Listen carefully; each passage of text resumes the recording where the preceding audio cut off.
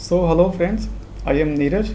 In this session, we'll be talking about a scope of a variable.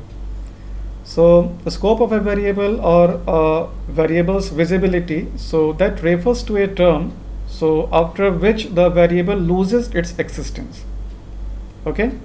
So in simple terms, we can think of the scope of a variable as a lifetime of a variable, and after that the variable will no longer exist, and actually that is dropped from memory.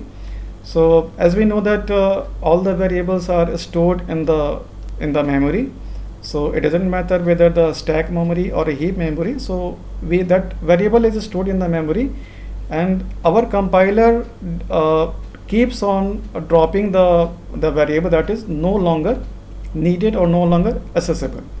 Okay. So we will in Go, so the scope of a variable in Go is pretty similar to what C or C++.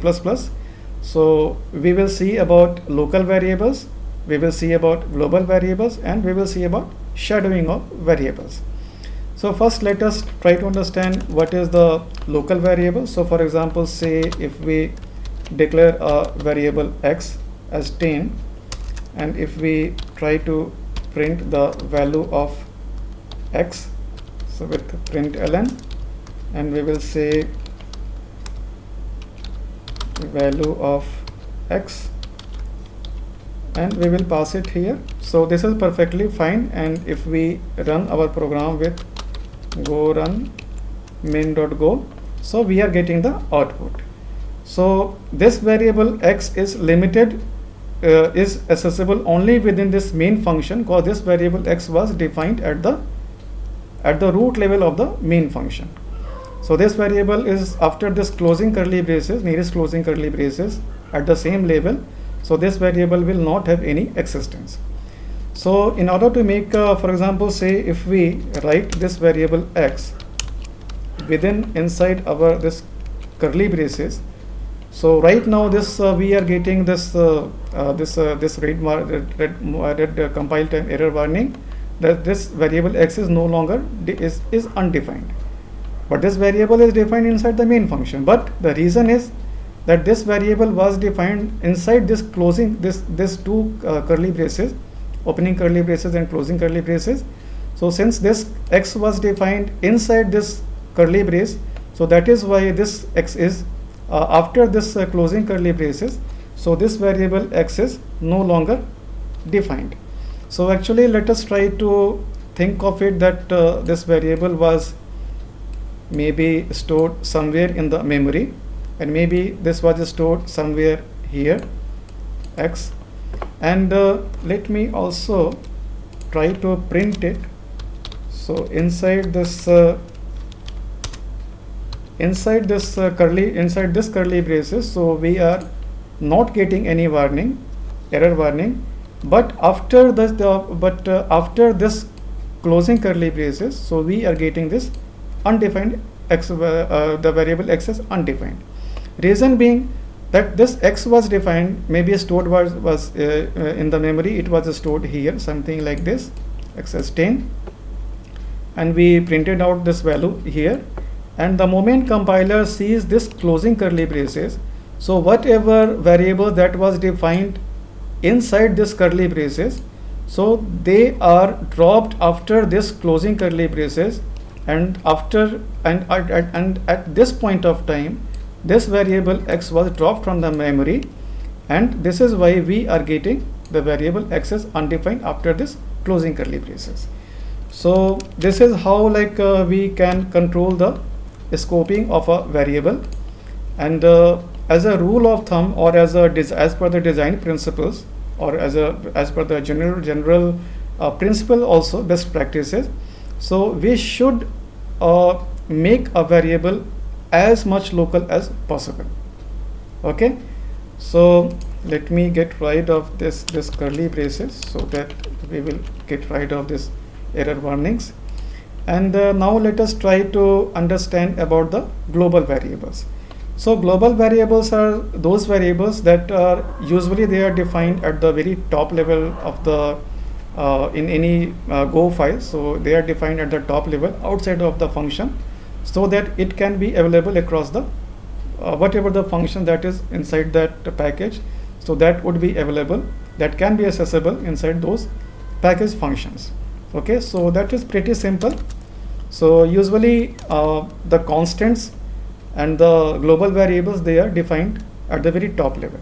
So first let us try to see how we can define the global variable. So let's say we start with the keyword var, and we are going to have a var name that would be a type of a string, and we can initialize it like this. So name would be Neeraj.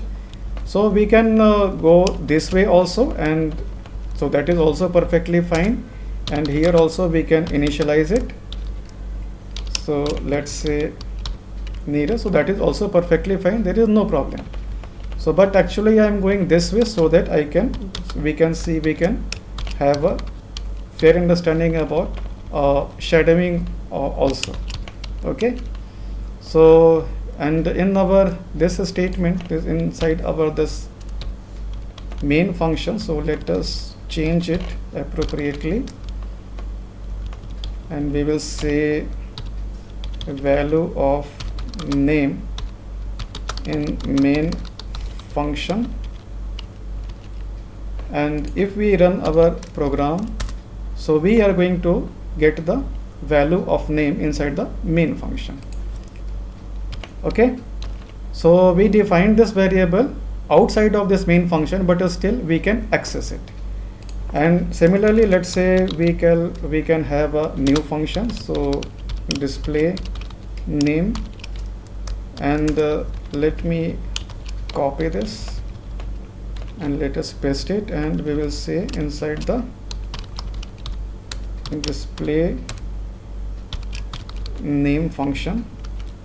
And if we call this function here inside our main function, and if we run our program again, so we are going to perfectly okay, so we are going to get the value of variable name inside the main function as well as inside the display name function.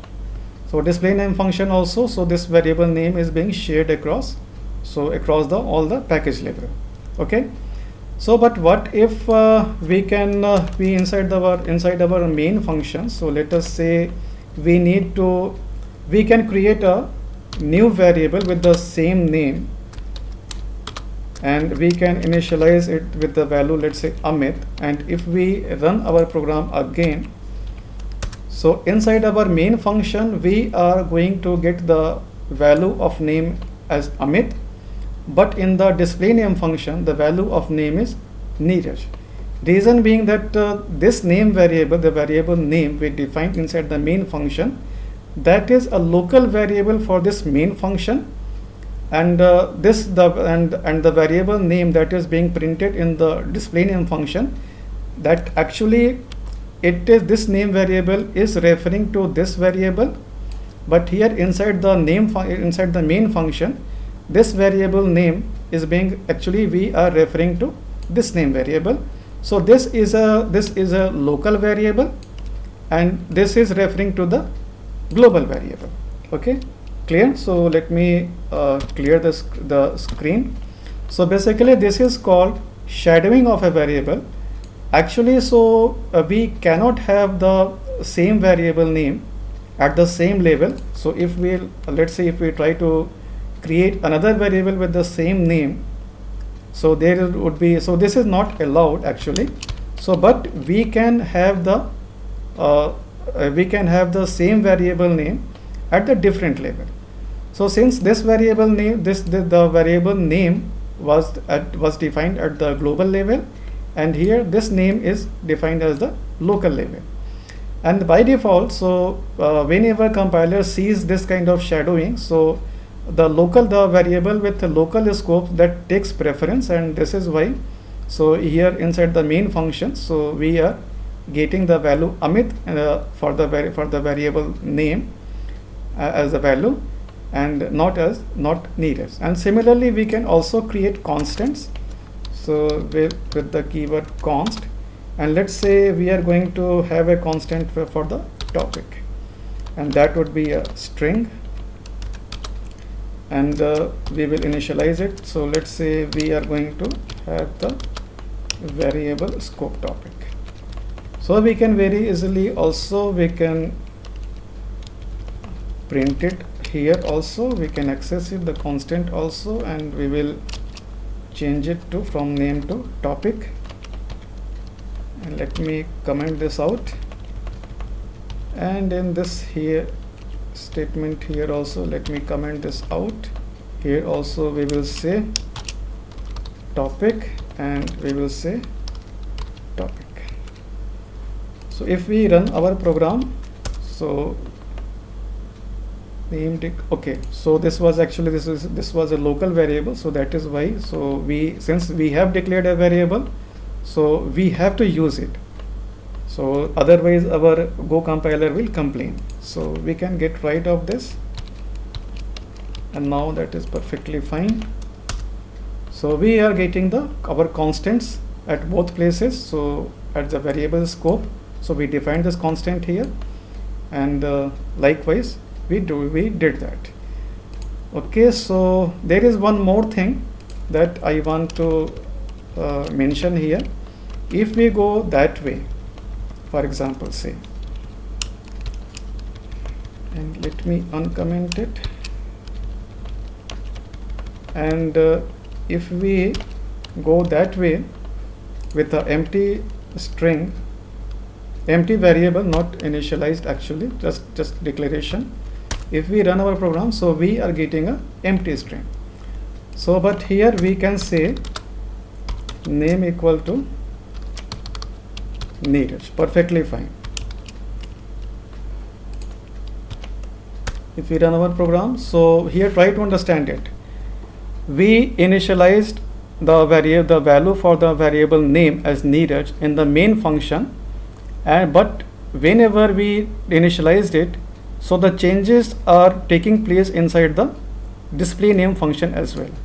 But actually inside the display name function, we didn't provide any value to the variable name, that was the global variable defined here. So that was defined here. So we provided the value Neeraj to the variable name only in the main function, and the changes are propagated across the places wherever this variable was in use. So that was a very important concept, and that I thought that it is better to explain it here. Okay, so we covered like all the variable scoping, shadowing also we covered, and in the next session, so we will cover about package level variables. So since we have the understanding about the packages, so we will cover one more set of variables, package level variables, in the next session. So that's all for this session, and if you have anything to say, so please do let me know in the comment section, and I'll see you in some other session. So till then, take care and happy coding.